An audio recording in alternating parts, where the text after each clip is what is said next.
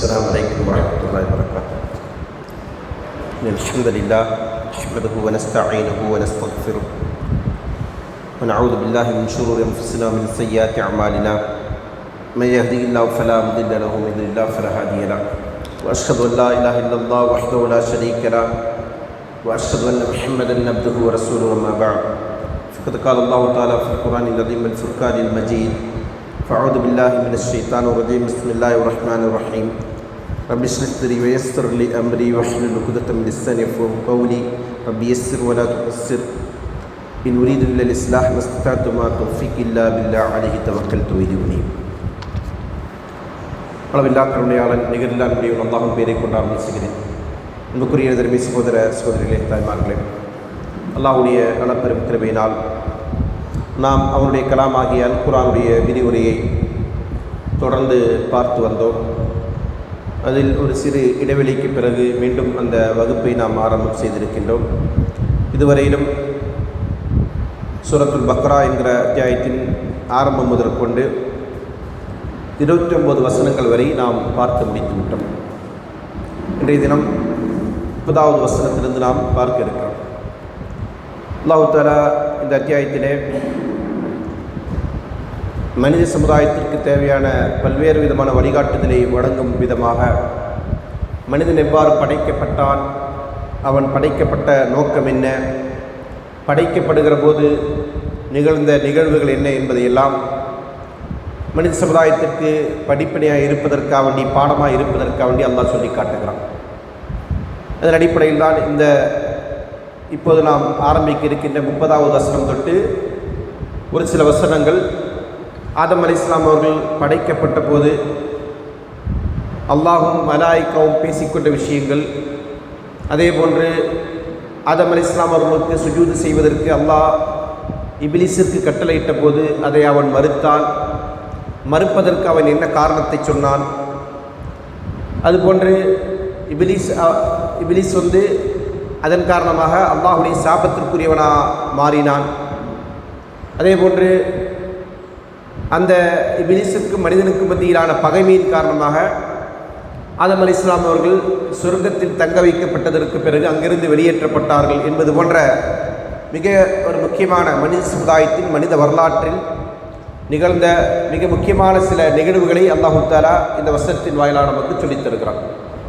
அல்லாஹ் தஆலா சொல்கிறான்: அஊது பில்லாஹி மினஷ் ஷைத்தானிர் ரஜீம்.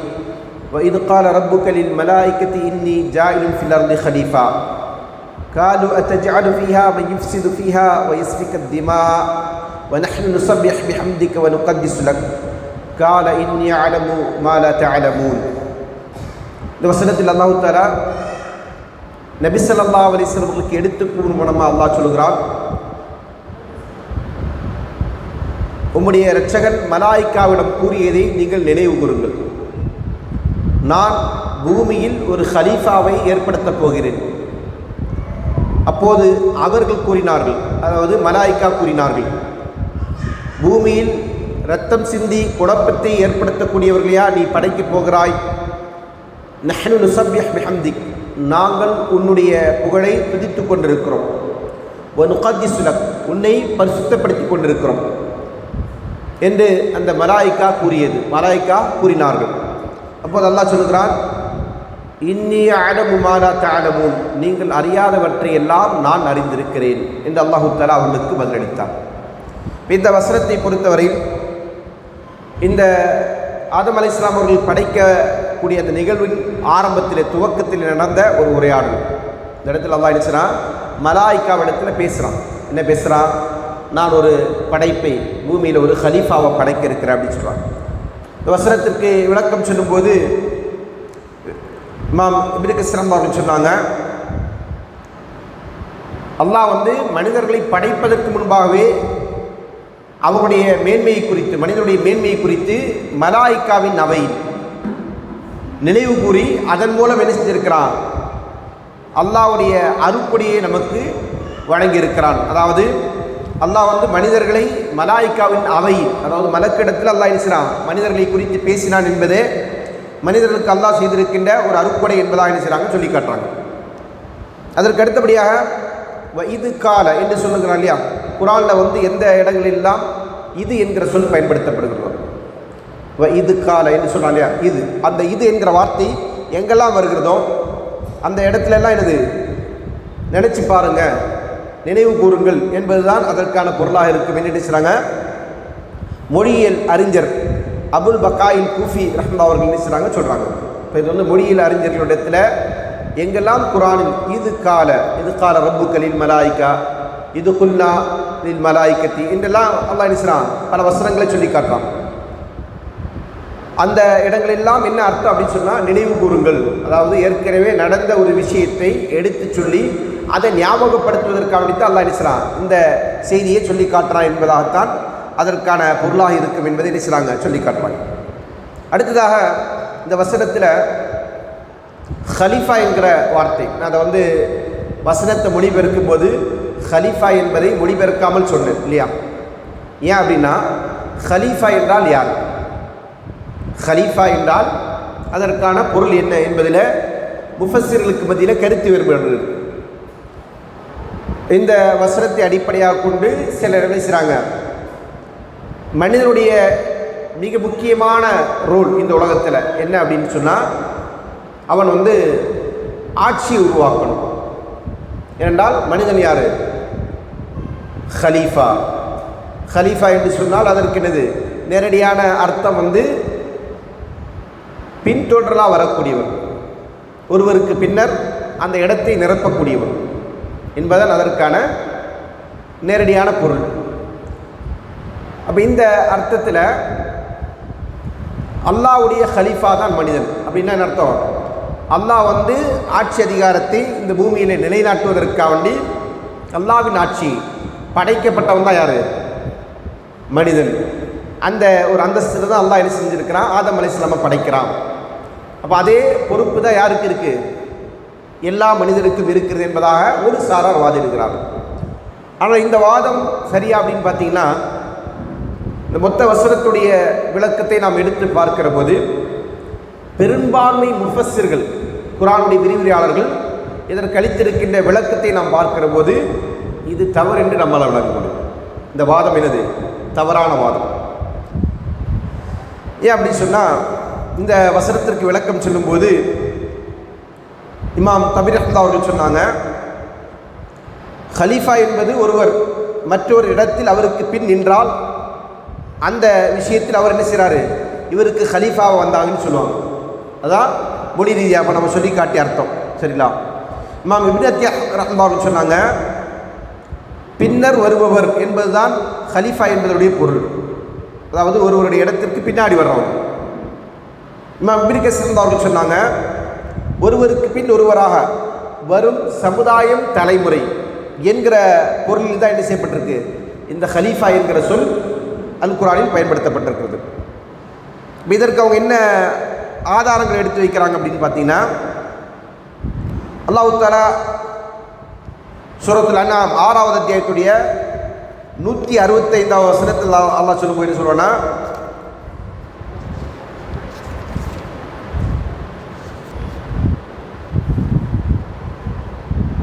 ஹுவல்லதி ஜஅலக்கும் ஹலாயிஃபல் அர்த், அவன் தான் உங்களை என்ன செஞ்சிருக்கிறான், பூமியில் வழித்தோன்றலாக ஆக்கி இருக்கிறான்னு சொல்லுவான். ஹலீஃபா என்பதுடைய பன்மையாக ஹலாயிஃபல் அர்த் அப்படின்னு சொல்லுவான். பூமியில் அல்லாஹ் என்ன செஞ்சிருக்கிறான், உங்களை வழித்தோன்றர்களா அப்படின்னா என்ன அர்த்தம், ஒரு தலைமுறைக்கு பின்னாடி இன்னொரு தலைமுறை என்று தொடர்ச்சியாக வரக்கூடியவர்களாக அல்லாஹ் ஆக்கியிருக்கிறேன் என்று சொல்லுகிறான்.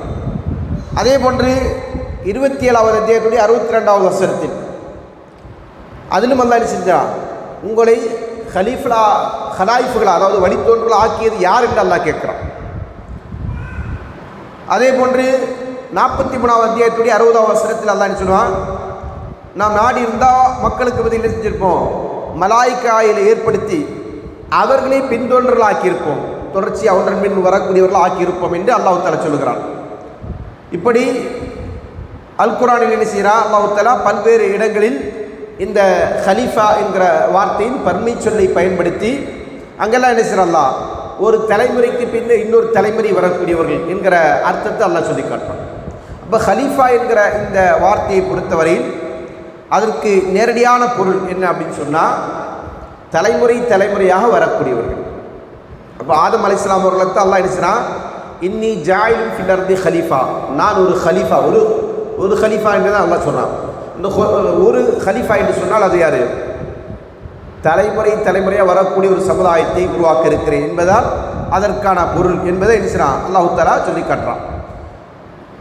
இது இரண்டாவது கருத்துடையவர்கள் இமாம் குர்துபி ரஹ்மத்துல்லாஹி அவர்கள் என்ன செஞ்சிருக்கிறாங்கன்னா, அவர் ஒரு முஃபஸ்ஸிர் தான். அவர் இந்த கருத்தை என்ன செய்றாங்க, சொல்கிறாங்க. என்ன கருத்து அப்படின்னா, ஹலீஃபா என்று சொன்னால் ஆதம் அலைஹிஸ்ஸலாம் அவர்கள், நேரடி ஆதம் அலைஹிஸ்ஸலாமை குறிக்கும் அதில் மாற்று கருத்து இல்லை.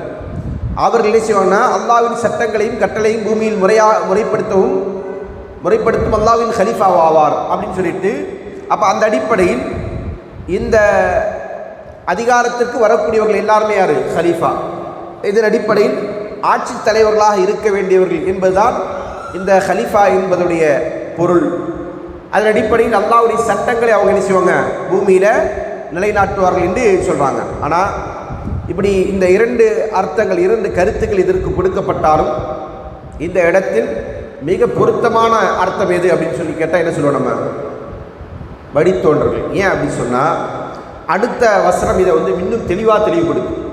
என்ன அப்படின்னு சொன்னால், இந்த ஹலீஃபாவை ஏற்படுத்த போகிறேன் என்று அல்லாஹ் யார்கிட்ட சொன்னான்? மலாயிக்காவுன்னு சொன்னான்.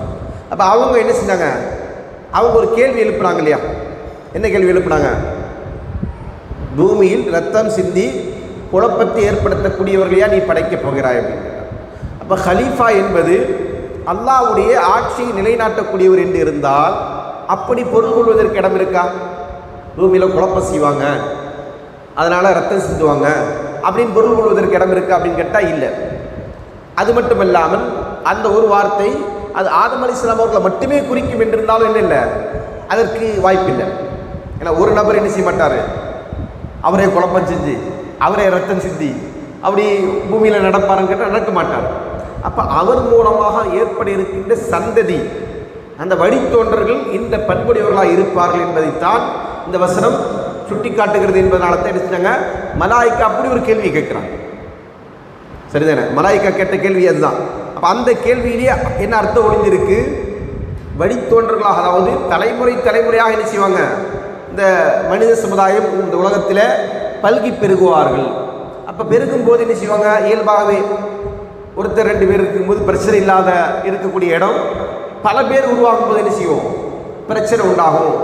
அதனால் என்ன நடக்கும், பூமியில் கலவரங்கள், குழப்பங்கள், மோதல்கள், போர்கள் இதெல்லாம் நடந்து அதன் மூலம் என்ன நடக்கும், பூமியில் ரத்த சிந்தக்கூடிய நிலை உண்டாகும், குழப்பங்கள் உண்டாகும் என்பதைத்தான் என்ன செய்றாங்க, மலாயிக்காவுடைய கேள்வியின் மூலமாக முன்வைக்கிறாங்க. அப்போ இந்த பின்வருகின்ற வசனம் மிக தெளிவான சான்றாக இருக்குது. எதற்கு? வழித்தோன்றர்களாக உருவாகக்கூடியவர்கள் என்பதைத்தான் அல்லாஹ் ஹலீஃபா என்கிற சொல்லின் மூலமாக நாடுகிறான் என்பது நம்ம இஸ்லாம் புரிந்து கொள்ளணும். அடுத்ததாக அல்லாஹ்வின் ஹலீஃபா என்கிற வார்த்தை இருக்கு இல்லையா, அதை பயன்படுத்துவது பொருத்தமற்றது. ஏன் அப்படி சொன்னால், அதாவது ஹலீஃபா என்பதற்கு நேரடியான அர்த்தம் கொண்டு, அதாவது மொழி ரீதியான அர்த்தம் கொண்டு ஒருவருக்கு பின்னர் பகரமாக நிற்கக்கூடியவர், ஆட்சி அதிகாரத்தில் அவருடைய பகரமாக வரக்கூடியவர். இப்போ நம்ம இஸ்லாமிய வரலாற்றிலே அபூபக்கர் அவர்களை என்ன சொல்லுவோம், ஹலீஃபா. யார் அவர்? ஹலீஃபத்து ரசூல் ஸல்லல்லாஹு அலைஹி வஸல்லம், ரசூலுல்லாஹ்வுடைய ஹலீஃபா. அப்படின்னு என்ன அர்த்தம்? ரசூல் ஸல்லல்லாஹு அலைஹி வஸல்லம் செய்து வந்த ஆட்சி அதிகாரத்தை அவருக்கு பின்னர் பொறுப்பேற்றுக் கொண்டவர் தான் யார்? அபூபக்கர் அவர்கள். அதே போன்று தான் உமர் ரலியல்லாஹு அன்ஹு அவர்கள், அவரும் ஹலீஃபா. யாருடைய ஹலீஃபா? உமர் ரலியல்லாஹுடைய ஹலீஃபா. உமர் ரலியல்லாஹு அவர்கள் நிறைவேற்றி வந்த ஆட்சி அதிகாரத்தை அவருக்கு பின்னர் தலைமை தாங்கி வழிநடத்தி சென்றவர் தான் யார்? உமர் ரலியல்லாஹு அவர்கள். இப்படி தான் என்ன சொல்லுவோம், ஹுலஃபாஉர் ராஷிதீன், 4 ஹலீஃபாக்கள் என்று சொல்லுவாங்களே, நேர்வழி பெற்ற ஹலீஃபாக்கள் என்று சொல்லக்கூடிய அத்தனை பேரையும் இந்த அர்த்தத்தில் தான் பயன்படுத்துகிறோம். ஆனால் இது அல்லாஹ்வுடைய இடத்துல மனிதனை வச்சு பார்க்கும்போது இது பொருந்துமான்னு கேட்டால் பொருந்தாது. அல்லாஹ்வுக்கு ஹலீஃபா தேவையில்லை. நபி ஸல்லல்லாஹு அலைஹி வஸல்லம் ஹலீஃபாவாக அபூபக்கர் அவர்கள் வருகிறார் என்று சொன்னால் அதற்கு காரணம் என்ன? என்ன காரணம்? அபூபக்கர் நபி ஸல்லல்லாஹு அலைஹி வஸல்லம் அவர்கள் வாழ்ந்தார்கள், ஆட்சி செய்தார்கள், மரணித்தார்கள். நபி ஸல்லல்லாஹு அலைஹி வஸல்லம் மௌத் ஆயிட்டாங்க இல்லையா? இப்போ அல்லாஹ் ஆட்சி செய்கிறான், அல்லாஹ்வுடைய ஆட்சியை மனிதன் பூமியில் நிலைநாட்டுகிறான் என்று சொன்னால் அது பொருத்தமற்றது. எல்லா காலத்திலும் அல்லாஹ்வின் ஆட்சி என்னது, அது அல்லாஹ்வுடைய கையில் தான் இருந்துட்டு. புரியுதுங்களா? அல்லாஹ்வுடைய ஆட்சி யார் கையில் இருக்கு? அது அல்லாஹ்வுடைய கையிலே தான் இருந்துட்டு இருக்கு. அல்லாஹ்வுடைய ஆட்சி அதிகாரத்தில் யாருக்கு என்ன இல்லை, எந்த பங்கும் எந்த அதிகாரமும் கிடையாது. இந்த ஒட்டுமொத்த பிரபஞ்சத்தின் ஆட்சி அதிகாரம் யார் கையில் தான் இருக்கு? அல்லாஹும்ம மாலிக்குல் முல்கி. அல்லாஹு தஆலா அல் குர்ஆன்ல நம்ம இடத்துல சொல்லுகிறான், குலில்லாஹும்ம மாலிக்கல் முல்கி. நீங்க சொல்லுங்க, அல்லாஹ்வே நீதான் யாரு? ஆட்சியாளனுக்கெல்லாம் மிக்க மேலான ஆட்சியாளன். அப்ப நான் ஒட்டுமொத்த பிரபஞ்சத்தையும் இயக்கி கொண்டிருக்கக்கூடியவன், அதிகாரத்தை வைத்திருக்கக்கூடியவன் யாரு? அல்லாஹ் தான். இப்போ அல்லாஹ்வுடைய ஆட்சியிலே அவனுக்கு பகரமாக நிற்கக்கூடியவர்கள் என்கிற வார்த்தையில் இந்த சொல்லை நாம் பயன்படுத்துவது என்பது பிழையானது, அது அபத்தமானது. சரிங்களா? அப்போ அதற்காண்டி நபி ஸல்லல்லாஹு அலைஹி வஸல்லம் அவர்கள் நிலைநாட்டிய அபூபக்கர் ரலியல்லாஹு அவர்கள், உமர் ரலியல்லாஹு அவர்கள், உஸ்மான் ரலியல்லாஹு அவர்கள், அலி ரலியல்லாஹு அவர்கள் போன்ற சஹாபாக்கள், அதற்கு பின்னர் இஸ்லாமிய வரலாற்றிலே ஆட்சி செய்த பல ஆட்சியாளர்கள் இந்த பூமியிலே அல்லாஹ்வுடைய மார்க்கத்தின் அடிப்படையில், அல்லாஹ்வுடைய வேதத்தின் அடிப்படையில் ஆட்சி நிலைநாட்டினாங்களா இல்லையா? அது போன்ற ஆட்சி இருக்க வேண்டுமா வேண்டாவா என்று கேட்டால் என்ன சொல்லணும்? இது இருக்க வேண்டும். இருந்தால் அதுதான் இந்த உலகத்திற்கு ஆகச்சிறந்த விஷயம். ஆனால் அதே நேரத்தில் அந்த ஆட்சியை உருவாக்குவதற்காண்டி பாடுபடுவது என்பதில் இல்லை, நம் மீது கடமையாக்கப்பட்ட விஷயம் அல்ல. இப்போ நமக்கு என்ன கடமை? நாம் எதை நிலைநாட்டணும்? எதை நிலைநாட்டணும்? இந்த பதிலக்கான எதை நிலைநாட்டி வாழணும்? தௌஹீதை நிலைநாட்டி வாழ வேண்டும். நம்ம கடமை என்ன? நமக்கு கடமை தௌஹீதை நிலைநாட்டுவது, லா இலாஹ இல்லல்லாஹ் என்கிற கலிமாவை நிலைநாட்டுவது, அதுதான் நம்ம கடமை. அந்த கடமையை நம்ம செய்யும் போது அல்லாஹ் என்ன செய்யறான்? ஆட்சியை தருகிறான். ஆட்சியை பொறுத்தவரை நபி ஸல்லல்லாஹு அலைஹி வஸல்லம் அவர்களுக்கு அல்லாஹ் ஆட்சியை கொடுத்தான். நபி ஸல்லல்லாஹு அலைஹி வஸல்லம் அவர்களுக்கு அல்லாஹ் என்ன செஞ்சான்? ஆட்சி அதிகாரத்தை கொடுத்தான். அதே போன்றுதான் அவர்களுக்கு முன்னர் வாழ்ந்த சில நபிமார்களுக்கு கொடுத்தான், பல நபிமார்களுக்கு அல்லாஹ் கொடுக்கிறான் இல்லையா? இஸ்லாமிய வரலாற்றை நம்ம எடுத்து பார்த்தால் நபிமார்களில் ஆட்சி அதிகாரத்தை கையில் வைத்துக் கொண்டு ஆட்சி நடத்தி கொண்டிருந்த நபிமார்கள் என்று சொன்னால் எத்தனை பேர்? எத்தனை பேர்? 2 பேர். யார் அந்த 2 பேர்? ஒன்று தாவூத் அலைஹிஸ்ஸலாம், இன்னொன்று சுலைமான் அலைஹிஸ்ஸலாம். இந்த 2 நபிக்கு தான் அல்லாஹ் நினைஞ்சிருக்கிறான், ஆட்சி அதிகாரத்தை கொடுத்திருக்கிறான். வேற எந்த நபியும் நூஹ் அலைஹிஸ்ஸலாம் அவர்களுக்கு ஆட்சி அதிகாரம் இல்லை, இப்ராஹிம் அலைஹிஸ்ஸலாம் அவர்களுக்கு ஆட்சி அதிகாரம் இல்லை, இஸ்மாயில் அலைஹிஸ்ஸலாம் அவர்களுக்கு ஆட்சி அதிகாரம் இல்லை, இசாக் அலைஹிஸ்ஸலாமுக்கு ஆட்சி அதிகாரம் இல்லை, இத்ரீஸ் அலைஹிஸ்ஸலாம் அவர்களுக்கு ஆட்சி அதிகாரம் இல்லை, துல்கிஃபில் அலைஹிஸ்ஸலாம் அவர்களுக்கு ஆட்சி அதிகாரம் இல்லை. அதே போன்று யாக்கூப் நபி அலைஹிஸ்ஸலாம் அவர்களுக்கு ஆட்சி அதிகாரம் இல்லை. யூசுப் நபி ஆட்சி அதிகாரத்தில் ஒரு சில பகுதிகளை அவர் என்ன செஞ்சார்? நிறைவேற்றினார். முழுமையான ஆட்சி கொடுக்கப்பட்ட நபிமார்கள் என்று சொன்னால் 2 பேர் தான். மூன்றாவது யாரு? நபி ஸல்லல்லாஹு அலைஹி வஸல்லம். நபி ஸல்லல்லாஹு இந்த 3 நபிகளை தவிர வேறு யாரும் சில முழுமையான ஆட்சி அதிகாரத்தோடு இந்த பூமியில் பவனி வரவில்லை. அப்போ எதனால எல்லா நபிமார்களுக்கும் அல்லாஹ் ஆட்சியை கொடுக்கல? ஆட்சி அல்ல இங்கே பிரதானம். ஆனால் எல்லா நபிமார்களுக்கும் அல்லாஹ் இருந்தார் தௌஹீதை நிலைநாட்ட சொன்னால் அவர்கள் அதற்காக பாடுபட்டாங்க. அவருடைய வாழ்நாள் லட்சியமாக என்ன இருந்தது? தீனை நிலைநாட்டுது என்று சொன்னால் என்னது? தௌஹீதை நிலைநாட்டுது. இகாமத்து தீன் இந்த வாதத்தை சொல்லி தான் என்ன செய்வாங்க? ஆட்சியை பிடிக்கணும், அதிகாரத்தை பிடிக்கணும்னு சொல்லி சில பேர் என்ன செய்வாங்க? வாதிடுவாங்க. இதற்கென்று சில அமைப்புகளும் கட்சிகளும் இருந்து கொண்டிருக்கு. ஆனால் இகாமத்து தீனுடைய அடிப்படை என்ன? தௌஹீதை நிலைநாட்டுவது. அதைத்தான் என்ன செஞ்சாங்க? யார் செஞ்சாங்க? நபிமார்கள் செய்தார்கள். அப்போ நபிமார்கள் செய்த அந்த பணியை நம்ம செஞ்சு நம்ம தௌஹீதின் பக்கம் மக்கள் அழைக்கிறோம், தௌஹீது பிரச்சாரத்தை செய்கிறோம். அதே போன்று குர்ஆன் சுன்னாவை அடிப்படையாக கொண்டு வாழ வேண்டும் என்கிற ஒரு கருத்தோட்டத்தை மக்களுக்கு மத்தியில் சொல்கிறோம். அதன் பக்கம் மக்கள் அழைக்கிறோம். இதுக்கெல்லாம் என்ன செய்கிறாங்க? மக்கள் செவிதாய்த்து உடன்பட்டு ஒரு பாதையில் கொண்டு ஒருங்கிணைந்து விட்டார்கள் என்று சொன்னால் அப்போ நமக்கு என்ன செய்யும்? அங்கே ஆட்சி என்பது நினைவாகிவிடும், அங்கே நிஜமாகிடும். ஆட்சி என்பது என்ன செய்யும்? அந்த இடத்துல பரிபூர்ணம் அடையும். அதுதான் ஆட்சி முறைக்கான இஸ்லாம் சொல்லுகின்ற வழி. சரிங்களா? அல்லாஹ் தஆலா சூரத்து நூர் என்கிற அத்தியாயத்தில் சொல்லும்போது வஅதல்லாஹு அல்லதீன ஆமனு மின்கும் வ அமிலுஸ் ஸாலிஹாத்தி லஸ்தக்லிஃபன்னஹும் ஃபில் அர்தி கமா ஸ்தக்லஃப அல்லதீன மின் கப்லிஹிம். உங்களில் நம்பிக்கை கொண்டு நல்லறங்கள் செய்யக்கூடியவர்களுக்கு அல்லாஹ் வாக்களிக்கிறான். என்ன வாக்களிக்கிறான்? உங்களுக்கு முன்பிருந்தவர்களை எப்படி ஆட்சியாளர்கள் ஆக்கினோமோ அது போன்று உங்களுக்கும் ஆட்சியை தருகிறேன்.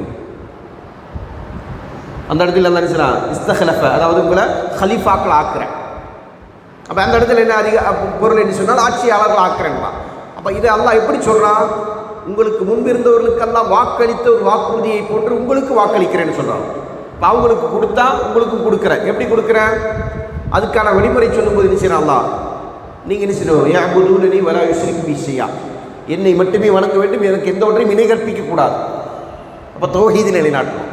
தௌஹீதை நிலைநாட்டுவதன் மூலமாகத்தான் ஆட்சி அதிகாரம் என்பது கைகூடும். தௌஹீத் இல்லாமல் என்ன செய்யாது? ஆட்சி என்பது கிடையாது. தௌஹீத் இல்லாத ஒரு ஆட்சி ஒரு இடத்தில் இருந்தால் அது ஒரு காலம் என்னவாக இருக்காது? இஸ்லாமிய ஆட்சியாக இருக்காது. தௌஹீத் இல்லாத ஆட்சி என்பது என்ன இல்லை, இஸ்லாமிய ஆட்சி அல்ல. அது எத்தனை முஸ்லிம்கள் சேர்ந்து நடத்தினாலும் சரி, அங்கே இஸ்லாம் சொல்லக்கூடிய குற்றவியல் சட்டங்கள் நடைமுறையில் இருந்தாலும் சரி. குற்றவியல் சட்டங்கள்லாம் தெரியும் இல்லையா? திருடினால் கைவெட்டணும், விபச்சாரம் செய்தால், திருமணமானவர்களாக இருந்தால் அவர்களை கொல்ல வேண்டும், திருமணம் ஆகாதவர்களாக இருந்தால் அவர்களுக்கு கசியடி கொடுக்க வேண்டும், அதே போன்று கொள்ளையடிக்கிறது, அடுத்தவருடைய சொத்துக்களை அபகரிக்கிறது, அதுக்கெல்லாம் என்ன செய்யணும்? தண்டிக்கப்பட வேண்டும் என்கிற அடிப்படையில், சரியான நீதத்தின் அடிப்படையில் இருந்து கொண்டிருக்கிற ஒரு ஆட்சியை ஒருவர் நிலைநாட்டி கொண்டு வாழுகிறார். ஆனால் அந்த நபரிடத்தில் தௌஹீத் இல்லை, அல்லது அவர் ஆட்சி செலுத்தக்கூடிய பகுதியில் தௌஹீத் இல்லை என்று சொன்னால் அது ஒரு காலம் என்ன ஆகாது? இஸ்லாமிய ஆட்சி ஆகாது. அப்போ இஸ்லாமிய ஆட்சி நிறுவுவதை அல்லாஹ் நமக்கு எப்படி கடமையாக்குறான்னு சொன்னால் தௌஹீதின் மூலமாகத்தான் அது பூர்த்தியாக வேண்டும், அது முழுமை பெற வேண்டும் என்று அல்லாஹ் சொல்லியிருக்கிறான். ஆனால் இன்றைக்கி மக்கள் என்ன செய்றாங்க?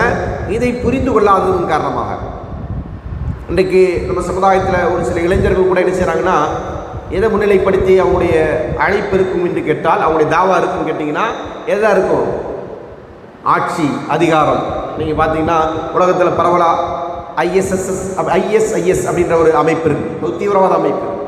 அதே மாதிரி இன்னும் பல அமைப்புகள், போக்கோ ஹராம் அப்படின்னு சொல்லி ஒரு அமைப்பு, இது வந்து ஆப்பிரிக்காவில் இருக்கக்கூடிய ஒரு அமைப்பு. ஐஎஸ்ஐஎஸ்ன்றது அவங்களுக்கு பிரபலமான ஒரு அமைப்பு. இப்போ இது போன்ற அமைப்புகள்லாம் என்ன அஜெண்டாவில் வேலை செய்வாங்க அப்படின்னா, நாங்கள் வந்து இஸ்லாமிய ஆட்சி கொண்டு வர போகிறோம். ஐஎஸ்ஐஎஸ் பிரச்சாரம் என்னது? Islamic State of Iraq and Syria. ஆரம்பத்தில் தான் அவங்க வந்து எடுத்து வச்ச வாதம். இப்போ இன்றைக்கி அதெல்லாம் பொய் ஆயிடுச்சுன்றது நமக்கு வெளிச்சமாக தெரிஞ்ச விஷயம். ஆனாலும் கூட ஒரு காலத்தில் என்ன செஞ்சது? இது ரொம்ப தீவிரமாக வளர ஆரம்பிச்சு. இதனுடைய தாக்கம் இளைஞர்களிடத்தில் என்ன செய்யுது? பயங்கரமாக பரவிடுச்சு. அது போன்ற சித்தாந்தங்களுடைய சிந்தனைகளுடைய அமைப்புகள் தோன்றுவதற்கும் அதனுடைய பிரச்சாரங்கள் சமூகத்தில் வேறுபடிப்பதற்குமான காரணம் என்னன்னு கேட்டிங்கன்னா இந்த வாதம். இது கேட்குறதுக்கு நல்லாயிருக்கும் இல்லையா? இஸ்லாமிய ஆட்சி வந்தால் யாராவது நம்ம வேணாம்னு சொல்லுவோமா? நமக்கெல்லாம் எப்படி இருக்குது? இஸ்லாமை நேசிக்கக்கூடிய ஒருவர், அல்லாஹ்வை நேசிக்கக்கூடிய ஒருவர், அல்லாஹ்வுடைய மார்க்கத்தை நேசிக்கக்கூடிய ஒருவர், அல்லாஹ்வின் தூதர் அவர்கள் வழிகாட்டிய அடிப்படையில் ஒரு ஆட்சி அமைகிறது என்று சொன்னால் அது எவ்வளோ சந்தோஷமாக இருக்கும். ஏன்னா அது வந்து மூமின்களுக்கான பொற்காலம். அப்படி ஒரு காலம் இருந்தால் சரிதானே? நீதத்தின் அடிப்படையிலான குர்ஆனின் சுன்னாவின் அடிப்படையிலான ஆட்சி இந்த உலகத்தில் நிலைநாட்டப்படுகிறது என்று சொன்னால் அது மூமின்கள் மிக அதிகமாக மகிழ்ச்சியாக கொண்டாடுகிற ஒரு காலம் அது. அப்போ அதனால அதை யாரும் விரும்பாமல் இருக்க மாட்டாங்க. ஆனால் இவர்கள் இந்த வாதங்களை சொல்லி என்ன செய்கிறாங்க? முழுக்க இஸ்லாமிய மார்க்கத்திற்கு முரணான கருத்துக்களையும் சித்தாந்தங்கள் தான் என்ன செய்கிறாங்க? மக்களுக்கு மத்தியில் பரப்புறாங்க. சொல்லக்கூடியவங்களுக்கு சரியான தௌஹீதை பற்றிய வரையறைகள் தெரியாது. அப்போ தௌஹீது தான் அடிப்படை என்பது தான் என்ன செய்யுது? நாம் இந்த வசனத்தில் புரிந்து கொள்ள வேண்டிய மிக முக்கியமான விஷயம். இப்போ ஹலீஃபா என்பதற்கு இந்த வசனம் என்ன பொருளை நாடுகிறது என்று சொன்னால் அது என்னதான்? வழித்தோன்றர்கள் தான். ஏனென்றால் அடுத்த வசனமே அதை அவங்க நினைச்சாங்க மிக தெளிவாக இந்த வசனத்தில் நமக்கு சொல்லி காட்டுறாங்க.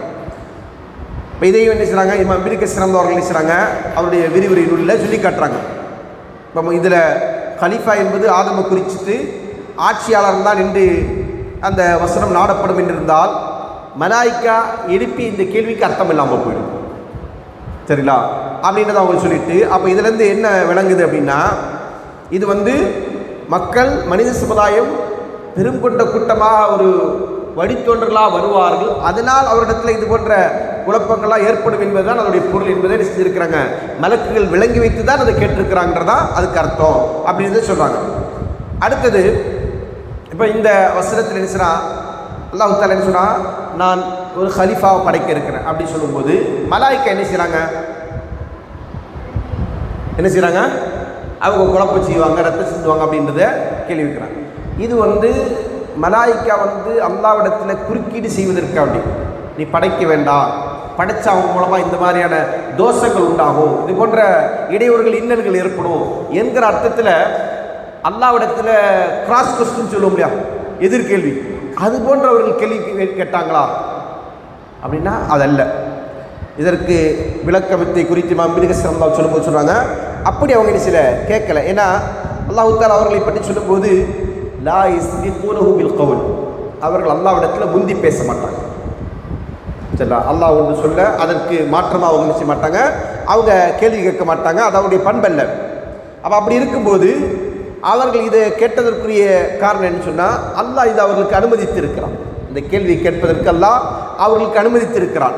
அப்போ இந்த கேள்வி எதற்காக வேண்டிட்டு சொன்னால், இந்த கேள்வியினூடாகவே அவர்கள் என்ன செஞ்சிருக்கிறாங்க, இந்த நிகழ்வுக்கு முன்னதாகவே மனிதனை பற்றியும் மனிதனுடைய தன்மைகளை பற்றியும் அல்லாஹ் அவர்களுக்கு அறிவித்து கொடுத்துருக்கிறான். அறிவித்து கொடுக்காத எந்த அறிவும் அவங்கள்ட்ட கிடையாது. பின்னாடி வரக்கூடிய வசனத்தில் அதை அவங்க தெளிவாக சொல்லுவாங்க. அல்லாஹ் அறிவித்து தராத மறைவான ஞானம் எதுவுமே யார்கிட்ட கிடையாது, மலாயிக்காவுக்கு இல்லை. அது அவங்களே என்ன செய்வாங்க, ஒப்புக்கொள்ளுகிற ஒரு உண்மை. அப்போ அல்லாஹ் அவங்களுக்கு தெளிவுபடுத்தியதன் அடிப்படையில் தான் அவங்க என்ன செய்கிறாங்க, இந்த கேள்வியை கேட்குறாங்க. சரிங்களா, அப்போ இதில் உள்ள நுட்பம் என்ன, இந்த படைப்புடைய தன்மை இதுதான் என்று அல்லாஹ் அவர்களுக்கு தெரியப்படுத்திட்டான். அப்படி இருந்தும் அந்த ஒரு படைப்பை அல்லாஹ் ஏன் படைக்கிறான், அதில் ஏதாவது ஹிக்மத் இருக்கும் இல்லையா, அது நுட்பம் இருக்கும் இல்லையா, அந்த நுட்பத்தை அறிவதற்காக வேண்டித்தான் மலாயிக்கா என்ன செய்கிறாங்க, இந்த கேள்வியை கேட்கிறார்கள். அப்போ அதனால தான் அவங்க என்ன செய்கிறாங்க, நாங்கள் யார், நாங்கள் என்ன செய்கிறோம், நஹ்னு நுஸப்பிஹு பிஹம்திக்க, நாம் உன்னை என்ன செய்கிறோம், புகழ்ந்து கொண்டிருக்கிறோம், உன்னை துதித்து கொண்டிருக்கிறோம்.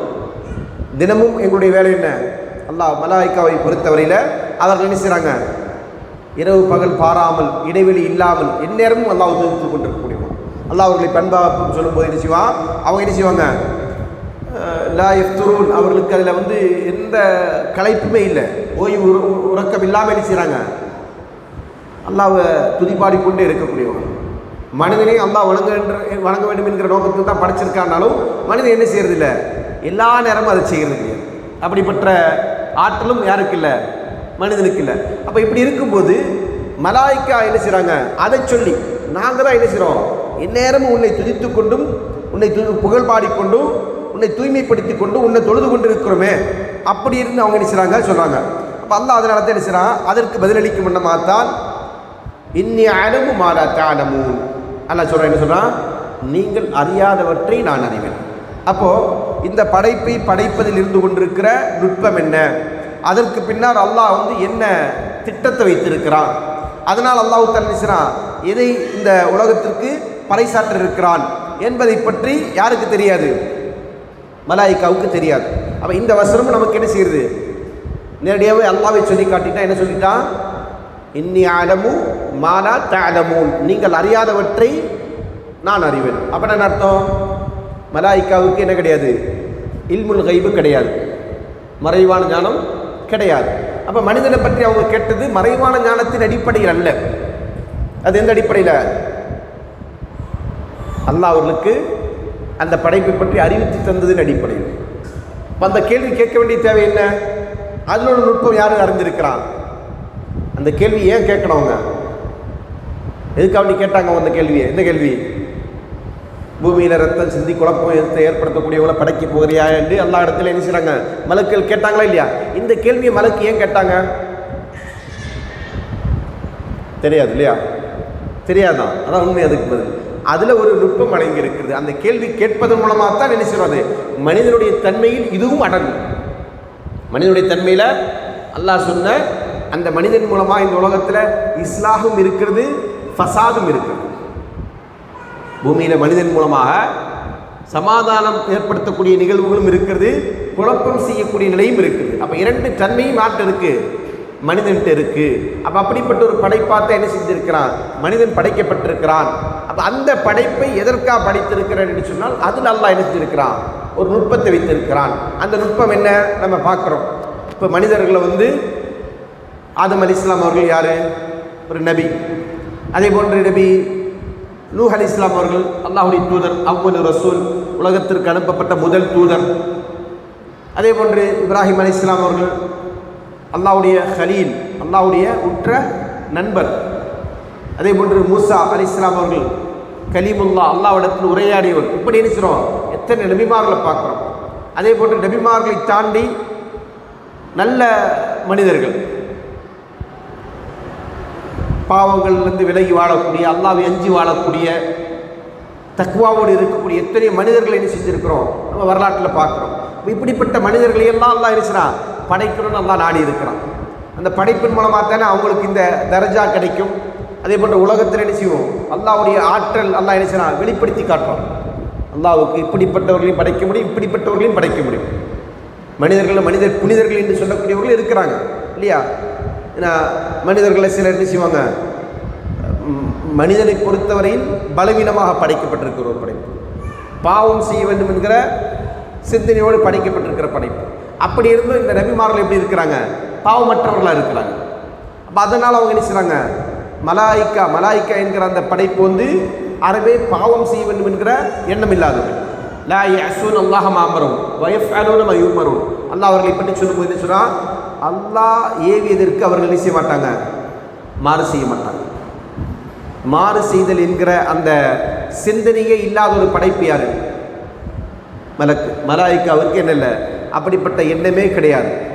ஆனால் மனிதன் எப்படி படிச்சிருக்கிறான், மாறு செய்வதற்கும் அவனுக்கு தெரியும், மாறு செய்ய வேண்டும் என்கிற உந்துதலும் அவனிடத்தில் இருக்கு. அது ஷைத்தான் பொறுத்திருக்கு. இப்படி ஒரு சோதனையில் ஒரு சோதனைக்குரிய வடிவில் படைக்கப்பட்டிருந்தாலும் கூட அவன் என்ன செய்கிறான், அதில் அல்லாஹ் எஞ்சி வாழக்கூடியவன் இருக்கிறான். அதே நேரத்தில் அல்லாஹ் தன்னை படைத்த இலக்கை மறந்து பாவியாக வாழக்கூடியவன் இருக்கிறான். அப்போ இப்படி எல்லாத்தையும் எல்லாம் என்ன செஞ்சிருக்கிறான், படைத்து அதன் மூலம் என்ன செஞ்சிருக்கிறான், மலாயிக்காவிற்கும் அல்லாஹ் பாடத்தை புகற்றான். நீங்கள் அறியாதவற்றை நான் அறிந்திருக்கிறேன். அப்படிப்பட்ட நிகழ்வுகள் இந்த மனிதன் மூலமாக என்ன செய்ய ஏற்பட இருக்கிறது என்பதைத்தான் அல்லாஹ் தல்லிசிறான் சொல்லி காட்டுறான். அதற்கு அடுத்த வசனத்தில் அல்லாஹ் சொன்னான், வஅல்லம ஆதம அஸ்மாஅ குல்லா. ஆதமுக்கு நம்ம செஞ்சோம், அனைத்து பொருட்களின் பெயர்களை கற்றுக் கொடுத்தோம். எல்லா பொருட்களை பற்றிய பெயர்களை பற்றியும் அல்லாஹ் தஆலா செஞ்சா ஆதம் அலைஹிஸ்ஸலாமுக்கு கற்றுக் கொடுக்குறான். சும்மா அரந்தகும் அலல் மலாய்க்கா. பிறகு அதை என்ன செய்யறான், அல்லாஹ் மலாய்க்காவிடம் எடுத்து காண்பிக்கிறான். என்ன அல்லாஹ் ஆதம் அலைஹிஸ்ஸலாமுக்கு கற்றுக் கொடுத்தான அந்த பொருட்களை எல்லாம் மலாய்க்காவிடத்தில் அல்லாஹ் என்ன செய்யறான், எடுத்து காண்பிக்கிறான். ஃபகால அம்பிஊனி பிஅஸ்மாஇ ஹாஉலாஇ இன் குன்தும் சாதிகீன். பிறகு அல்லாஹ் என்ன செய்யறான், மலாய்க்காவிடம் சொல்றான், நீங்கள் உண்மையாளர்களாக இருந்தால் இவற்றின் பெயர்களை எனக்கு எடுத்து சொல்லுங்கள். என்னெல்லாம் பொருள் இருக்கோ அந்த பொருளை எதை பற்றியெல்லாம் அல்லாஹ் ஆதமுக்கு பேரை கற்றுக் கொடுத்தாலும் அந்த பொருளை எடுத்து காட்டி என்ன செய்யறான், மலாய்க்காவிடம் அல்லாஹ் கேட்குறான், இதோடைய பேரில் சொல்லுங்கள். அப்போ இது முந்தைய வசனத்தோட தொடர்ச்சி. அந்த வசனத்தில் அல்லாஹ் சொன்னான், நீங்கள் அறியாதவற்றை நான் அறிவேன். அப்போ அதெல்லாம் என்ன செய்யறான், வெளிப்படுத்தி காட்டுறான். உங்களுக்கு எல்லாம் தெரியாது. அல்லாஹ் என்ன சொல்ல வராங்க, உங்களுக்கு எல்லாம் தெரியாது, எல்லாவற்றில் இருந்து கொண்டிருக்கிற நுட்பமும் உங்களுக்கு தெரியாது. அது அல்லாஹ் என்ன செய்யறான், வெளிப்படுத்தும் மன்னமாக சொல்லி காட்டுறான். இப்போ இந்த வசனத்திற்கு விளக்கம் சொல்லும்போது இப்னு அப்பாஸ் அவர்கள் சொல்கிறாங்க, அதாவது ஆதம் அலைஹிஸ்ஸலாம் அவர்கள் படைக்கப்பட்டது தொடர்பாக சொன்னாங்க. அவங்க என்ன செஞ்சாங்க, மலக்குல் மௌத்தை பூமிக்கு அனுப்பி அல்லாஹ் செஞ்சான், பூமியிலேருந்து மண் எடுத்துட்டு வா, எதுக்கு, ஆதம் அலைஹிஸ்ஸலாம் அவர்களை படைப்பதற்கு. அப்போ அவர் என்ன செஞ்சார், பூமியுடைய மேற்பரப்பிலிருந்து என்ன செஞ்சாங்க, மண் எடுத்து கொண்டு வந்தார். அதில் கருப்பு, சிகப்பு, வெள்ளை எல்லா விதமான நிறமும் இருந்தது பூமியில் இருக்கக்கூடிய மண். இப்போ இதே அடிப்படையில் தான் என்ன செய்கிறாங்க, மனித சந்ததி ஆதம் அலைஹிஸ்ஸலாமுடைய பிள்ளைகள் பலதரப்பட்டவர்களாக இருக்கிறாங்க அப்படின்னு சொல்லிட்டு ஆதம் என்கிற பேரும் என்ன செய்யப்பட்டிருக்கு, இந்த பூமியுடைய மேற்பரப்பிலிருந்து மண் எடுக்கப்பட்டவர் என்கிற அர்த்தத்தில் தான் அந்த பேரும் அவருக்கு சூட்டப்பட்டிருக்கின்றதை சொல்லி காட்டுறாங்க. இந்த பூமியுடைய மண்ணின் நிறங்களை போன்றுதான் மனிதனுடைய குணங்களிலும் என்ன செய்யப்படும், நல்லவர்கள் தீயவர்கள் என்கிற அந்த வேறுபாடு இருக்கின்றதை என்ன செய்கிறாங்க, இமாம் ஃப்ரியாபி அவர்கள் என்ன செய்கிறாங்க, இதற்கு விளக்கமாக சொல்லி காட்டுறாங்க. அதே போன்று ரசூலுல்லாஹ் சொல்கிறாங்க, அல்லாஹ் தஆலா ஆதம் அலைஹிஸ்ஸலாம் அவர்களை படைப்பதற்கு அல்லாஹ் பூமியுடைய எல்லா பகுதியிலிருந்தும் மண்ணை எடுத்தான். ஃபஜா பனு ஆதம் மின்ஹும் அல் அஹ்மர் வல் அபியத் வல் அஸ்வத் வ பைன தாலிக். அதனால தான் மனிதன் என்ன செய்கிறான், கருப்பு, சிவப்பு, வெள்ளை இரண்டுக்கும் இடைப்பட்ட நிறம் இதெல்லாம் இருந்துகிட்டு இருக்கு. சரிங்களா? வசாலு அலா கதிரில் அர்லி, அதே மாதிரி கடினமானவர்கள், இலகுவானவர்கள், இப்படி என்ன செய்கிறாங்க, மண்ணின் தன்மைக்கேற்ப நல்லவர்கள், தீவர்கள் என்று எல்லாம் என்ன செய்கிறாங்க, மனிதர்களை நம்ம பார்க்குறோம் அப்படின்றாங்க. இப்போ மனிதன் என்பது என்னது, ஆதம் அலைஹிஸ்ஸலாம் அவர்கள் மூலமாக ஆதம் அலைஹிஸ்ஸலாம் அவர்கள் மண்ணிலிருந்து படைக்கப்பட்டிருந்தாலும் அந்த மண் எப்படிப்பட்டது, ஒரே மண் அல்ல, பலதரப்பட்ட மண். அதன் அடிப்படையில் தான் மனிதனுடைய அந்த தன்மைகளும் இருந்து கொண்டிருக்கிறது என்பதை தான் என்ன செய்கிறாங்க இந்த வசனத்தில், இந்த செய்தியில், இந்த ஹதீஸில் ரசூலுல்லாஹ் அவர்கள் சொல்லி காட்டுறாங்க. சரிங்களா? அடுத்ததாக ஆதம் அலைஹிஸ்ஸலாமுக்கு அல்லாஹ் எல்லா பேரையும் கற்றுக் கொடுத்தான்னு சொன்னால் அதில் என்னெல்லாம் அடங்குன்னு சொன்னால் மனிதன், விலங்கு, பறவைகள், அதே போன்று உயிரினங்கள், இப்படி எல்லாத்துடைய பேரையும் அல்லாஹ் நிறுத்திட்டான் ஆதம் அலைஹிஸ்ஸலாமுக்கு கற்றுக் கொடுத்தாங்க என்பதாக இப்னு அப்பாஸ் ரலியல்லாஹு சொல்லி காட்டுறாங்க. இப்போ இதில் மொழிகளும் அடங்கும் என்று இமாம் குர்துபி ரஹ்மத்துல்லாஹி சொல்கிறாங்க. ஆதம் அலைஹிஸ்ஸலாமுக்கு அல்லாஹ் கற்றுக் கொடுத்தது என்னெல்லாம், படைப்புகளை பற்றிய அறிவு, அதாவது மனிதன், விலங்கு, தாவரங்கள், செடி கொடிகள், மரம், கடல், பூமி, இது போன்ற அறிவுகள் கொடுக்கப்பட்டிருக்கிறது. அதோடு சேர்ந்து மொழிகளை பற்றிய அறிவும் அவருக்கு கொடுத்திருக்கிறார். ஏன்னா அதுக்கு இன்னொரு வசனம் நமக்கு சான்றா இருக்கு. என்ன வசனம் இருக்க தெரியுமா? மனிதனுக்கு அல்லாஹ் தஆலா மொழிகளையும் கற்றுத் தந்திருக்கிறான். அதான் ஆதம் அலைஹிஸ்ஸலாமுக்கு அல்லாஹ் அந்த ஞானத்தை கொடுத்திருக்கிறான் அப்படின்னு தெரியாதா? அல்லமஹுல் பயான், மனிதனுக்கு பேசி கற்றுக் கொடுத்தான் அப்படின்னு அல்லாஹ் சொல்லலையா? அர் ரஹ்மான் ஹலக்கல் இன்சான் அல்லமஹுல் பயான், மனிதனுக்கு கிறிஸ்டான் பயான் அவன் கற்றுக் கொடுத்தான். அப்போ மொழிகளை கற்றுத்தந்தது யாரு? அல்லாஹ் தான். அந்த மொழிகள் முதல்ல யாருக்கு கற்றுக் கொடுக்கப்பட்டிருக்கு? ஆதம் அலைஹிஸ்ஸலாம் கற்றுக் கொடுக்கப்பட்டிருக்கு. சரிங்களா? அப்போ அதன் அடிப்படையில் அவருக்கு அனைத்து மொழிகளும் கற்றுக் கொடுக்கப்பட்டிருக்கிறது என்பது இமாம் குர்துபி ரஹ்மத்துல்லாஹி அவர்கள் போன்றவர்களுடைய வாதம். சரிங்களா? அப்போ அந்த பொருட்களை அல்லாஹ் என்ன செய்யறான், மலாயிக்காவை எடுத்து காண்பித்து, நீங்கள் மனிதனை விட சிறந்தவர்கள் என்று சொன்னால் இதையெல்லாம் என்ன செய்யுங்க, என்னென்று சொல்லி காட்டுங்கள் என்று என்ன செய்யறான் அல்லாஹ் தஆலா அவர்களிடத்தில் கேட்குறான். ஏன்னா அவங்க தான் என்ன செஞ்சாங்க, மனிதர்கள் ரத்தம் சிந்தி குழப்பத்தை ஏற்படுத்துவாங்கன்னு சொன்னாங்க. அப்போ அதனால் அவங்களுக்கு என்ன செய்கிறாங்க, அல்லாஹ் தஆலா இப்படி ஒரு சோதனை வைக்கிறான். நீங்கள் உண்மையாளர்களாக இருந்தால் என்று சொன்னால், நீங்கள் அறிந்தவர்களாக இருந்தால் என்பதுதான் அதற்கான அர்த்தம். ஏன்னா அல்லாஹ் தஆலா அவங்களை என்ன சொன்னால், நீங்கள் இன்குந்தும் சாதிக்கின்னு என்று சொன்னால், நீங்கள் உண்மையாளர்களாக இருந்தால் அது சொல்லுங்கன்னு அர்த்தம். அப்போ அதுக்கு அர்த்தம் என்ன சொன்னால், உண்மையாளர்கள் என்று சொன்னால் நீங்கள் அறிந்தவர்களாக இருந்தால் என்று. அப்போ தான் அது கரெக்டாக வரும். ஏன்னா மலாய்க்காவை அல்லாஹ் உண்மையாளராக பொய்யனான்னு கேட்க வேண்டிய தேவையில்லை. ஏன்னா அவங்கள்ட்ட என்ன இல்லை, பொய் இல்லை. அப்போ அப்படி உள்ள ஒரு படைப்படத்தில் என்ன செய்யுங்க, நீங்கள் உண்மையாளராக இருந்தால் அது சொல்லுங்க அப்படின்னு சொன்னால் அதுக்கு என்ன அர்த்தம், நீங்கள் அறிந்தவர்களாக இருந்தால், நீங்கள் ஒரு விஷயத்தை பற்றி வாதிடுவீங்கன்னு சொன்னால் அந்த வாதத்தில் உங்கள்கிட்ட அறிவு இருக்குன்னு சொன்னால் நீங்கள் என்ன செய்யுங்க, இதை சொல்லுங்கள் என்பதுதான் அதற்கான பொருள் என்பதாக என்ன சொன்னாங்க. இந்த வசனத்திற்கு விளக்கம் சொல்லுகிற போது இமாம் குர்துபி ரஹ்மத்துல்லாஹி சொல்லி காட்டுறாங்க. இதான் இந்த இடத்துல பொருத்தமும் கூட. அப்போது அல்லாஹ் தஆலா இன்குந்தும் சாதிகீன் என்று மலாயிக்காவை கேட்டதுடைய அர்த்தம் என்ன இல்லை, நீங்கள் உண்மையாளர்கள், பொய்யர்கள் என்கிற அந்த உண்மை பொய் என்கிற அந்த அர்த்தத்தில் அல்ல, மாறாக எந்த அர்த்தத்தில், நீங்கள் அறிந்திருந்தால், உங்களுக்கு அறிவு இருக்குன்னு சொன்னால். இப்போ நீங்கள் வாதிடுறீங்களே, என்ன வாதிடுறீங்க, பூமியில் ரத்தம் சிந்துவாங்க, குழப்பம் செய்வாங்க. அப்போ அது குறித்து நீங்கள் அறிஞ்சிருக்கீங்களா? அறிஞ்சிருந்தால் இதை பற்றி உங்களுக்கு தெரியணும் அப்படின்ற அடிப்படையில் தான் அல்லாஹ் நினைச்சான் அவங்கள்ட்ட கேள்வி கேட்குறான் என்பதாக நினைச்சாங்க சொல்லி காட்டுறாங்க. அப்போ அதற்கு அவங்க என்ன பதில் சொன்னாங்க, அதை அல்லாஹ் தஆலா அல் குர்ஆனில் சொல்லி காட்டுறான். காலு சுப்ஹானக, நீ மிக தூய்மையானவன். அவர்கள் கூறினார்கள், அல்லாஹ்வே நீ மிக தூய்மையானவன். லா இல்ம லனா இல்லா மா அல்லம்தனா, நீ எங்களுக்கு எதை கற்றுத்தந்தாயோ அந்த அறிவை தாண்டி எங்களுக்கு வேற எந்த அறிவும் இல்லை. அப்போ இது என்ன செய்யுது, மேலே சொன்ன வசனத்தின் அடிப்படையில் அவர்களுக்கு இல்முல் கைபு கிடையாது இல்லையா? இப்போ அவங்க கேட்ட கேள்வி எங்கிருந்து வந்தது, அல்லாஹ் அவங்களுக்கு அறிவித்து கொடுத்த அறிவில் இருக்கு. அல்லாஹ் அவங்களுக்கு அறிவித்து கொடுத்த அறிவிலிருந்து தான் அவங்களுடைய கேள்வி வந்தது. என்ன கேள்வி, பூமியில் ரத்தம் சிந்தி குழப்பம் செய்யக்கூடியவர்களா நீ படைக்க இருக்கிறாய் என்கிற அந்த கேள்வி என்ன கேள்வி அல்ல, அல்லாஹ்வை எதிர்த்து அவங்க கேட்ட எதிர்கேள்வி அல்ல, அல்லாஹ்வுக்கு முரண்பட்டவர்கள் கேட்ட கேள்வி அல்ல. மாறா என்ன அர்த்தம், அல்லாஹ் அவர்களுக்கு கொடுத்திருக்கிற அந்த இல்மிலிருந்து, ஞானத்திலிருந்து என்ன விதமான தன்மை கொண்டவர்களாக இந்த மனிதன் என்கிற படைப்பு இருக்கும் என்பதை பற்றி அல்லாஹ் என்ன செஞ்சு அவங்களுக்கு அறிவித்து தந்ததன் அடிப்படையில் கேட்ட கேள்வி. இப்போ இதில் இன்னொரு விஷயத்தை நம்ம விளங்கிக்கணும். இந்த நிகழ்வு, அதாவது மனிதனை படைப்பதற்கு முன்பாக அல்லாஹ் மலாய்க்காவிடம் பேசிய இந்த உரையாடல் என்பது மலாய்க்காவிடம் அல்லாஹ் மசூரா செய்வதற்காண்டி கேட்ட விஷயம் இல்லை. அப்படி நம்ம எடுத்துக்கொள்ளக்கூடாது. அல்லாஹ் என்ன செஞ்சுட்டான், சில பேர் அப்படி புரிந்து கொண்டு இருக்கிறாங்க, அல்லாவே மலக்களிடத்தில் ஆலோசனை செஞ்சுருக்கிறான். அப்படி சொல்லக்கூடாது. அல்லாஹ்வுக்கு யாரிடத்தில் என்ன செய்ய வேண்டியதில்லை, ஆலோசனை செய்ய வேண்டிய தேவையில்லை, தேவையற்றவன். இப்போ அல்லாஹ் எந்த அடிப்படையில் அவங்கள்ட்ட கேட்டிருக்கான்னு சொன்னால், இதெல்லாம் மனிதர்களுக்கு கற்றுக் கொடுப்பதற்காக வேண்டி, மனித சமுதாயத்திற்கு இதை சொல்லிக் கொடுப்பதற்காக வேண்டித்தான் அல்லாஹ் எடுத்திருக்கிறான்.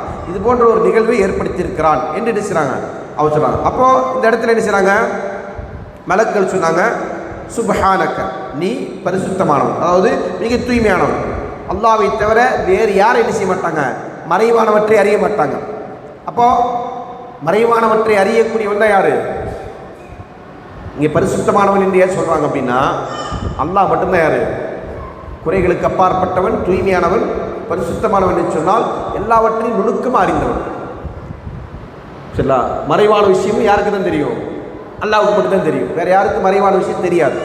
அப்போது இப்போ நம்ம இது ஒரு ரொம்ப முக்கியமான ஒரு வசனம். நமக்கு இதில் ஒரு பாடம் இருக்குது. நம்ம யாரை பற்றி என்ன செய்யக்கூடாது, ஜட்ஜ்மெண்டல், நம்ம அப்படித்தான் இவன் இப்படித்தான் அப்படின்னு சொல்லுவோம் இல்லையா, அதற்கு இடம் அளிக்கக்கூடாது நமக்கு. ஏன்னா நமக்கு தெரியாதது பலதும் இருக்கிறது. அதனால தான் என்ன செய்வாங்க, சலஃபு சாலிஹீன்கள் யாராவது என்ன செய்வாங்க, ஒருத்தரை பற்றி நல்லது சொல்கிறதா இருந்தாலும் சரி, கெட்டது சொல்கிறதா இருந்தாலும் சரி, நமக்கு தெரிஞ்சது இதுதான், இதுக்கு மேலே அல்லாஹ் அறிந்தவர் அப்படி சொல்லுவாங்க. ஒருத்தரை பற்றி நல்லது சொல்கிறதா இருந்தால் வலா உஸக்கி அலல்லாஹி அஹதா, அல்லாஹ்வோட யாரையும் நாங்கள் என்ன செய்ய மாட்டோம், பரிசுத்தப்படுத்த மாட்டோம். அல்லாஹ் தான் பர்ஃபெக்ட், மற்றபடி யாரையும் நாங்கள் என்ன செய்ய மாட்டோம், அல்லாஹ்வுக்கு இடையாக பர்ஃபெக்ட் என்று சொல்ல மாட்டோம் அப்படின்னு சொல்லுவாங்க. அப்போ அந்த அடிப்படையில் அல்லாஹ் என்ன செய்யறான், குறைகளற்றவன், அவனிடத்தில் சரி பரிசுத்தன்மை முழுமையாக இருந்து கொண்டிருக்கிறது.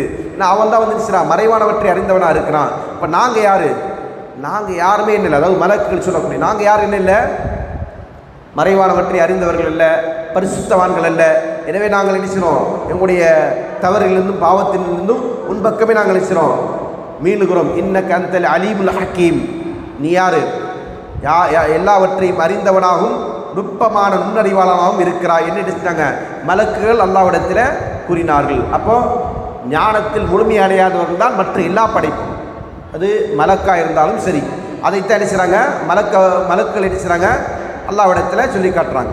இப்போ இந்த வசனத்தில் வருகிற சுப்ஹானக என்கிற வார்த்தைக்கான விளக்கமாக பார்த்தீங்கன்னு சொன்னால், உமர் அல்லாஹ் அவர்கள் செய்கிறாங்க, அலி அல்லாஹ் அவர்களிடத்தில் கேட்குறாங்க, லா இலாஹ இல்லல்லாஹ் என்பதை நம்ம அறிஞ்சிருக்கிறோம், சுப்ஹானல்லாஹ் என்றால் என்ன அப்படின்னு கேட்டாங்க. அப்போ அதற்கு சொன்னாங்க, அல்லாஹ் தனக்கென விரும்பி பொருந்தி கொண்ட வார்த்தையாகும், அதை கூறுவதை அல்லாஹ் விரும்புகிறான்.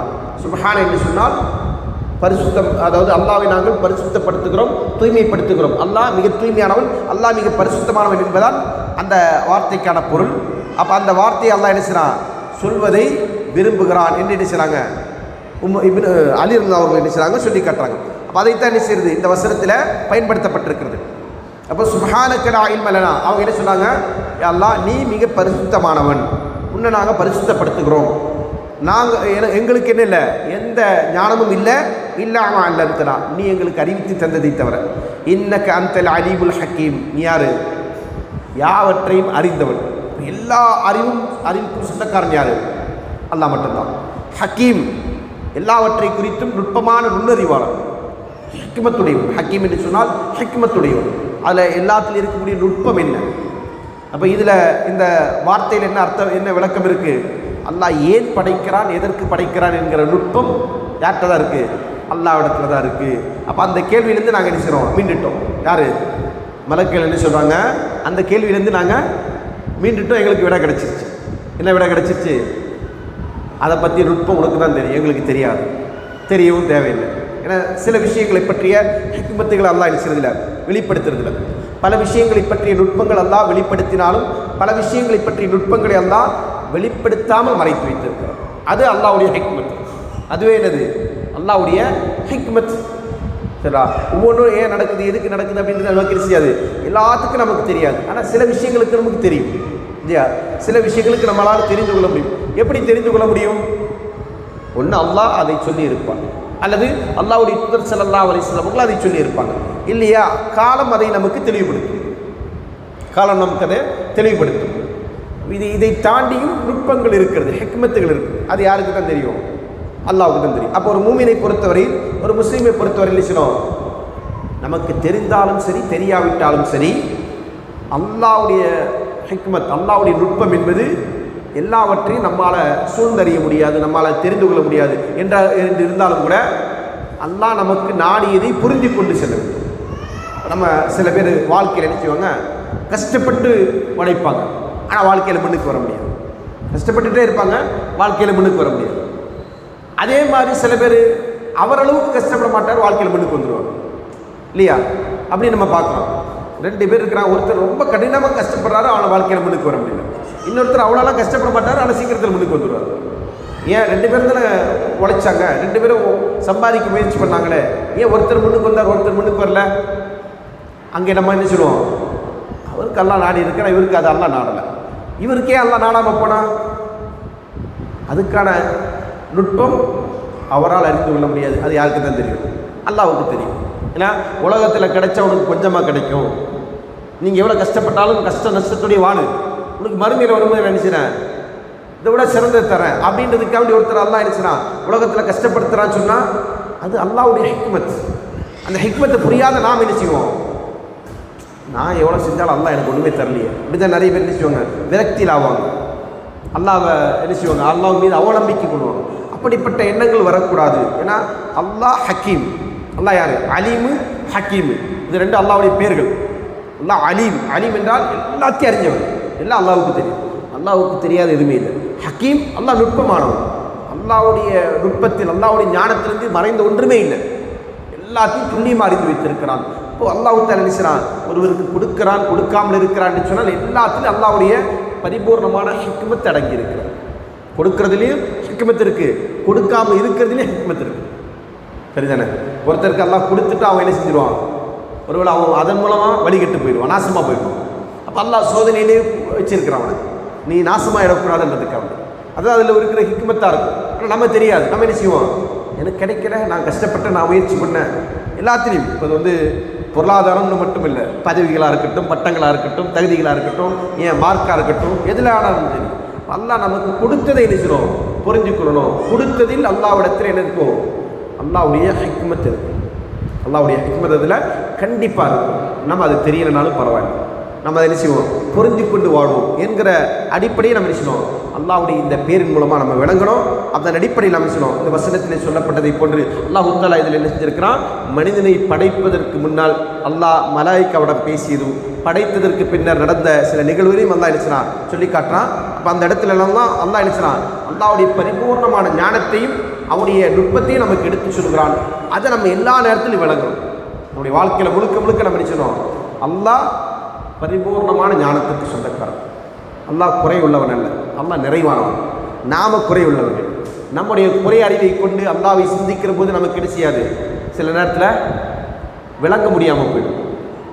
அதே போன்று நம்முடைய குறைவான நுட்பத்தை கொண்டு, ஹிக்மத்தை கொண்டு நம்ம நினைச்சலாம் அல்லாஹ் நமக்கு வைத்திருக்கிற சோதனைகளிலும் அல்லாஹ் நமக்கு வைத்திருக்கிற நன்மைகளிலும் நினைச்சான் நமக்கு என்ன லாப நஷ்டங்கள் இருந்து கொண்டிருக்கிறது என்பது, அதில் இருந்து கொண்டிருக்கிற நுட்பம் என்ன என்பதை தெரியாமலும் போகலாம். எப்படி இருந்தாலும் நம்ம நினைச்சணும் அல்லாஹ்வுடைய கலா கதரை புரிஞ்சு கொண்டு நினைச்சணும் போய்கொண்டிருக்கணும் அப்படின்றதான் வாழ்க்கை நமக்கு சொல்லுகின்ற பாடம். அப்படிப்பட்ட பாடத்தை நம்ம நினைச்சணும் படிப்படியாக கொள்ள வேண்டும் இன்ஷா அல்லாஹ். இதை தொடர்ந்து இன்னும் இந்த உரையாடல் தொடர்ச்சியாக இருக்குன்னு சொன்னால் இதற்கு பிறகுதான் இப்லீஸுடைய சம்பவம் வரும்.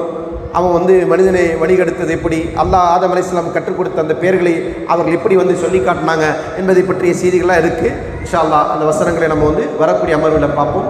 அல்லாஹ் தஆலா அவனுடைய வசனங்களில் எந்த அர்த்தத்தை நாடி அவருடைய வசனங்களை நமக்கு அல்லாஹ் அருளினானோ அதே அர்த்தத்தில் அதை புரிந்து கொண்டு அதே முறையில் அவற்றை நம்பிக்கை கொண்டு வாழுகின்ற நல்லதொரு தௌஃபீக்கினை நம் அனைவருக்கும் வழங்கட்டும் என்கிற பிரார்த்தனையோடு நிறைவேற்றுகிறேன். வாஹிர் அல்ஹம்துலில்லாஹி ரப்பில் ஆலமீன். அஸ்ஸலாமு அலைக்கும் வரஹ்மத்துல்லாஹி வபரகாத்துஹு.